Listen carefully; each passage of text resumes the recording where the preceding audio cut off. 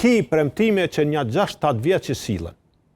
Banka zhvillimore, fondi sovran, banesat sociale, qerdhet, rrugët, hekurudhat, ndëgjova tha 20 stadion në mandatin e ashum. Qysh me të besu? Pse me të besu? 6 vjetë as një stadion, i për 4 po më thupi i baj 20, na rrezikojna, është mirë që Kosova ka fitu të drejtën e organizimit të lojra mesdhetare. Na rrezikojmë që me u vënu. Unë nuk du, nuk dëshiroj. Veç, me ndërtu gjitha që ato kapaciteti që ka nevojiten, është problem. Prandaj duke i po gjitha këto gjendje. Duke po një rritje enorme të çmimeve.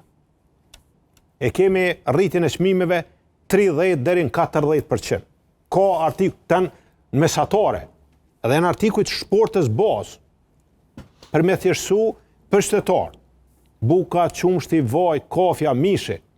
Gjitha këto. Banimi.